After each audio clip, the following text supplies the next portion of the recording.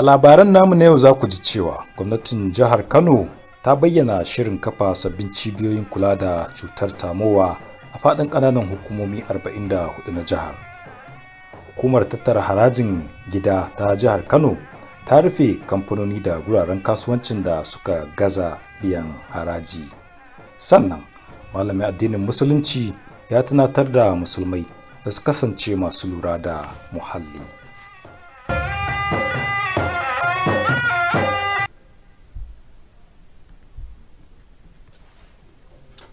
Jama'a assalamu alaikum, barkanmu da sace kasancewa a labaran NTA wanda ni Misbah Hassan zan karanto. Gwamnatin jihar Kano ta sanar da shirin sake farfado da cibiyoyin da ba su aiki da kuma kafa sabbin cibiyoyi na kula da matsalar rashin abinci mai gina jiki a duk ƙananan hukumomin jihar 44. Gwamna Abba Kabir Yusuf ya bayyana hakan ne a yayin kaddamar da wasu shirye-shiryen tallafawa kiwon lafiya, yana mai bayyana cewa shirin na da nufin ceto rayuka da inganta rayuwar yara. Abdullahi Mustapha na da ƙarashen labarin. Masu ruwa da tsaki a fannin lafiya da abinci mai gina jiki sun haɗu a ƙauyen Dirbande na yankin karamar hukumar Takai don shaida wasu muhimman ayyuka da ke da manufar rage mutuwar ƙananan yara da kuma inganta lafiyarsu. Raba abinci mai gina jiki ga ƙananan cibiyoyin kula da lafiya a faɗin jihar Kano da kuma azara sashen cibiyoyin kula da lafiya a matakin farko guda 187 da aka yi watsi da su a shekarun baya. Waɗannan cibiyoyi an samar da su ne domin kula da yara da ke fama da ƙarancin abinci mai gina jiki. Gwamna Abba Kabir Yusuf ya bayyana wannan mataki a matsayin daƙile ƙaruwar ƙarancin abinci mai gina jiki a tsakanin yaran jihar. A cikin shekaru biyu kacal mun dawo mun farfado da wancan 60 wanda mai girma sanata Rabi Musa Kwankwaso yi, kuma mun ƙara a yanzu muna da 68 waɗanda ake yi ana tallafa wa mata, ana kuma basu waɗannan irin kayayyaki na gina jiki. Wakilan hukumomi daban-daban da suke da ruwa da tsaki a wannan fanni sun yaba kokarin gwamnatin jihar Kano wajen inganta fannin lafiya. Sun bayyana kyakkyawan fatan cewa waɗannan ayyuka da gwamnatin ke yi za su taimaka sosai wajen magance matsalolin da suka shafi lafiyar ƙananan yara da haske haddasa rasuwar da dama daga cikinsu. Ci gaban jihar. Wannan mataki na hukumar harajin cikin gida ta jihar Kano ya nuna cewa zamanin gujewa biyan haraji ya ƙare. Jami'ai sun ce matakin na dole ne kuma na ƙarshe wanda aka aiwatar da shi bayan yunkurin yin aiki tare da masana'antu ta hanyar tattaunawa da sanarwa da aka yi sun gaza haifar da sakamako. Su dama wacce ba ma don fahimta a yi wa mutum reminder tuni, wani lokacin a rubuta tuni sau ɗaya, wani lokacin a rubuta tuni sau biyu. So duk da haka wasu sukan bi su kuma zo su biya, wasu kuma sukan yi shakulatin bangaro da irin wannan tuni da ake musu, hakan sai sa in dai ba wannan hanyar aka ɗauka ba sa biya. Burinmu da buƙatar mu shine a samu compliance, a bi abubuwan da doka ta zo da shi, a biya haraji, ba damuwar mu wai mu tarurrufa wurare ba. Rufe guraren kasuwancin da kamfanoni yana jaddada ƙudurin hukumar harajin na maido da kuɗaɗen harajin da ba a biya ba da ake ganin suna da muhimmanci don ci gaba da ayyukan jama'a da manyan ayyukan samar da ababen more rayuwa. Bayan tilasta biyan kuɗin, atisayen na da nufin ɗabbaka ɗabi'ar biyan haraji a tsakanin 'yan kasuwa. Misbah Hassan, labaran NTA. Buƙatar musulmai su yi koyi da al'adun Alƙur'ani mai tsarki domin daƙile matsalar sauyin yanayi ita ce ta ɗauki hankulan mutane a masallacin Juma'a na Al-Furqan. Wannan yana kunshe ne a cikin huɗubar da babban limami Dr. Bashir Ali Umar ya gabatar. Ga cikakken rahoton. To yana daga cikin tauye mizanin amanar Allah yin barna a bayan kasa, barnar da za ta rusa tsarin da Allah madaukakin sarki ya sanya wannan duniya ta mizani mai kake. Dr. Bashir Aliyu Umar ya jaddada cewa aikin kula da muhalli ya samo asali ne kai tsaye daga tsoron Allah, yana mai tunatar da masu ibada cewa ana lura da ayyukansu a doron ƙasa kuma za a yi musu hisabi. Yana daga cikin wannan annabi sallallahu alaihi wasallam ya umarce mu da shuke-shuke da yin shuka da shuka bishiyoyi, sannan a unguwanni mu kula da tsare da buɗe magudanan ruwa, mu tsaya ne aikin gayya da kiyaye al'umma. Ya ƙara da cewa rashin kula da muhalli ya saɓawa koyarwar musulunci kuma yana iya haifar da mummunan sakamako a nan duniya da lahira. Limamin ya yi kira ga al'ummar musulmai da su gaggauta ɗaukar mataki domin su kasance a sahun gaba wajen inganta yanayin cikin duniya ga al'umma masu zuwa bisa dogaro da imaninsu. Misbah Hassan, labaran NTA. To masu kallon mu, kar ku manta labaran na zuwa muku kai tsaye daga nan tashar Nta Kano, ku dan dakace mu.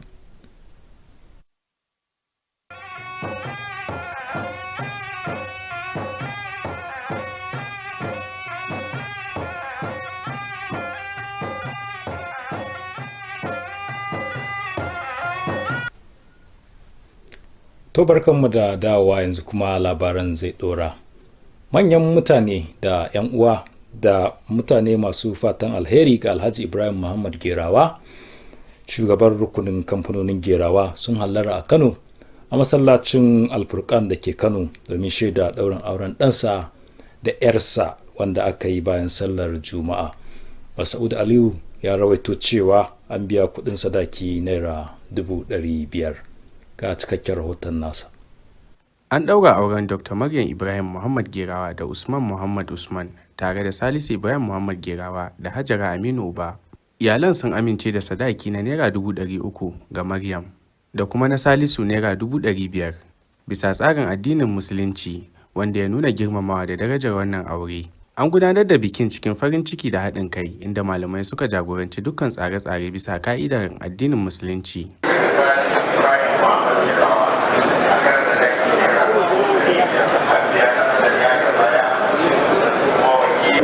Muna musu fatan alkhairi, muna musu fatan Allah ya sa albarka, Allah ya tabbatar da farin ciki mai dorewa a cikin auren nan nasu. Wannan rana ce ta farin ciki, rana ce da za mu da godiya Allah, babu abin da za mu ce sai dai mu ce alhamdulillah.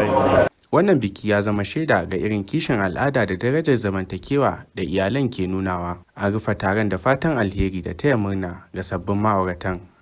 Mas'ud Aliyu, labaran NTA. To madalla, yanzu kuma lokaci da za mu liƙa duniyar wasanni.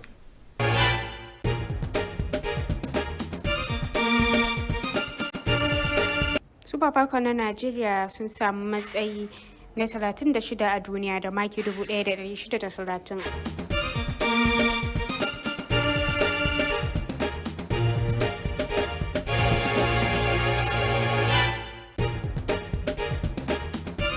Venus Williams ta faɗi a hannun Jessica a gasar Cincinnati Open.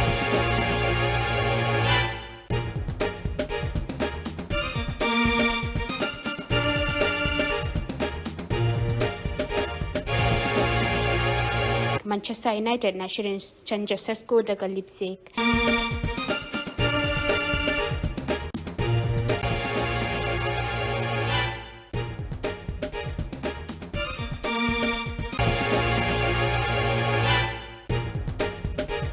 Halin Burton, wanda ya ji rauni, zai rasa kakan NBA na shekarar 2025 da 2026.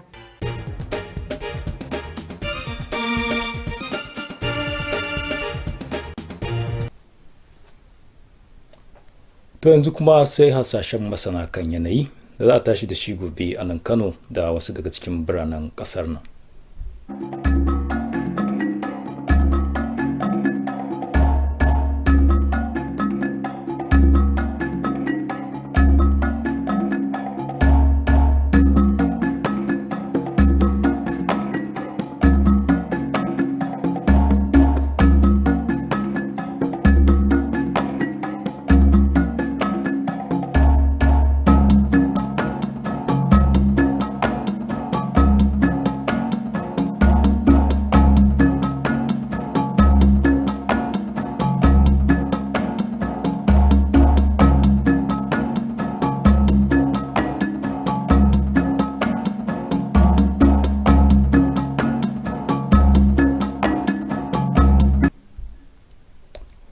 To yanzu kuma sai shawarar masana.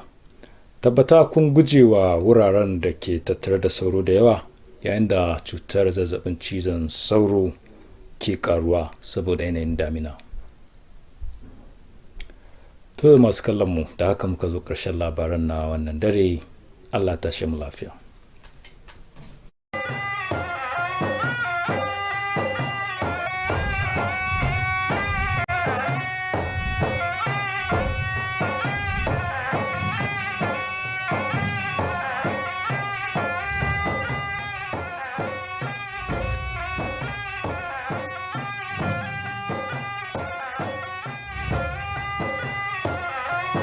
On the news tonight, Kano State government plans to establish malnutrition management centers across the 44 local governments.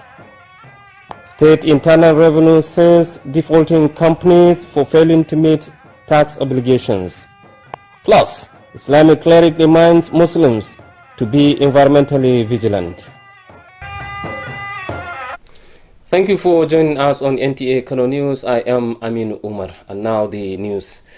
Kano State Government has announced plans to reactivate inactive centers and establish new comprehensive centers for the management of acute malnutrition across all the 44 local government areas of the state. Governor Abba Kabir Yusuf made the announcement during the launch of several health intervention programs, stating that the initiative aims to save lives and enhance well-being of the children. Abdullahi Musafa reports. Stakeholders in health and nutrition have gathered in Durbunde community, Takai local government area to witness key interventions aimed at reducing child mortality and improving overall child health. Distribution of ready-to-use therapeutic food to various primary health care facilities across Kano State, as well as foundation laying for the reactivation of 187 primary health care centers previously abandoned. These centers were originally established for the comprehensive management of acute malnutrition. We have provided equipment, consumables, other commodities, and even staff training for CMAM establishment and reactivations.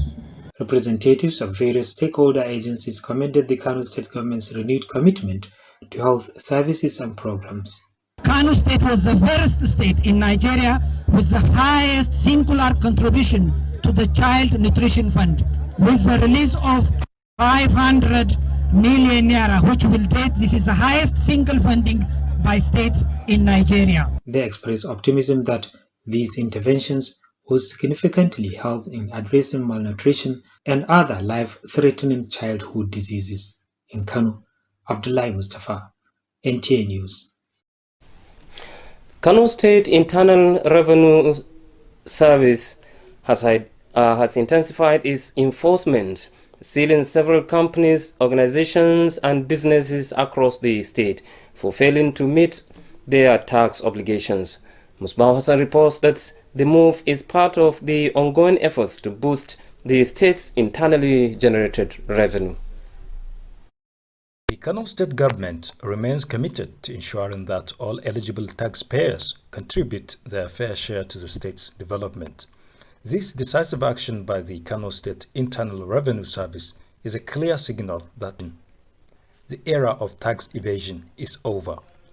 Officials say the enforcement measures are a last resort, implemented only after repeated attempts to engage with defaulting entities through dialogue and formal notices failed to yield results. We use this medium to remind all our taxpayers that payment of tax is not optional. It's not optional, it's a civic responsibility to ensure each and every taxpayer pays his tax as at when due. So, therefore, all the affected premises that we seal today, it will be on seal as soon as we achieve a compliance. The sealing of businesses and corporate establishments underscores KIRS determination to recover outstanding tax liabilities funds deemed vital for sustaining public services and key infrastructure projects. Beyond compelling immediate payment, The crackdown is also aimed at fostering a culture of voluntary tax compliance across the business community. Misbah Hassan, NTA News. And now to religious matters and the need for Muslims to imbibe the culture of afforestation to curb the menace of climate change takes center stage in the Friday sermon at Al-Furqan Jumaat Mosque. This was contained in the khutbah delivered by the Chief Imam Dr. Bashir Aliyu Umar. Misbah Hassan reports.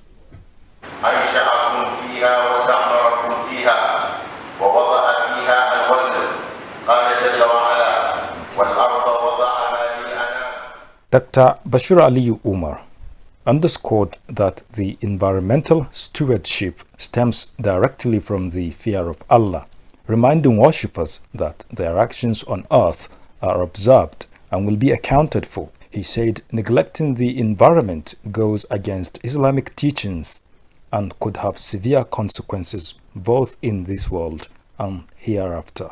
The Imam calls for prompt action of the Muslim community to be at the forefront of preserving their planet for future generations, driven by their faith. Misbah Hassan, NTA News.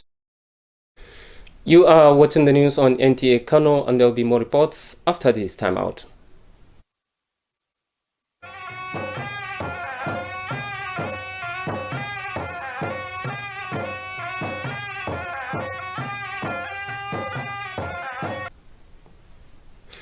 Welcome back. This is Nta Kano News. Dignitaries, family and well-wishers of Alhaji Ibrahim Muhammad Gerawa, chairman of Gerawa Group of Companies, converged on Kano at Al-Furqan Mosque in the city capital to witness the wedding solemnization of his son and daughter, held immediately after the Jumaat prayers. Masood Aliyu reports that 500,000 naira was paid as dowry. The wedding joined Dr. Maryam Ibrahim Muhammad Gerawa with Usman Muhammad Usman, as well as Salis Ibrahim Muhammad Gerawa with Hajara Aminu Uba. The families agreed on dowries of 300,000 naira for Dr. Maryam and 500,000 naira for Salisu, reflecting the Islamic tradition of Mar, while highlighting the significance and respect accorded to the unions. The occasion was marked by an atmosphere of joy, unity, and cultural pride, with clerics presiding over the proceedings in accordance with Islamic rites.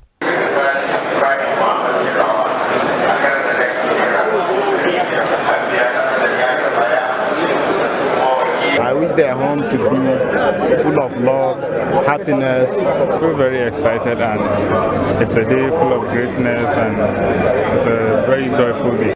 The event serves as a testament to the Gerawa family's deep commitment to both tradition and community values. The ceremony ended with an outpouring of congratulations and well wishes for the new families. In Kano, Masood Aliyu, NTA News. And now our correspondent Amina Mahe is standing by with happenings from the world of sports.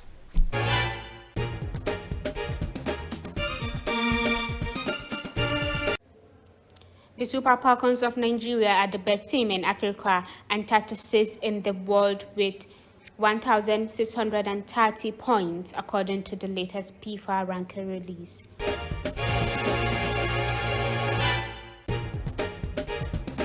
Venus Williams crashes out to Jessica at Cincinnati Open.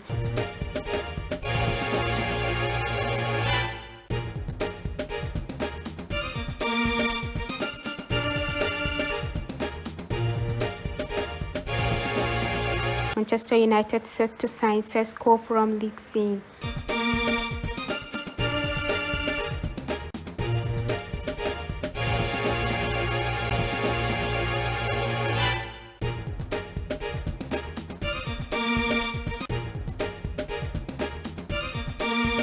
Injured Harlem Bruton to miss 2025 and 2026 NBA season. And we'll now look at tomorrow's weather focused in Kano and some selected cities.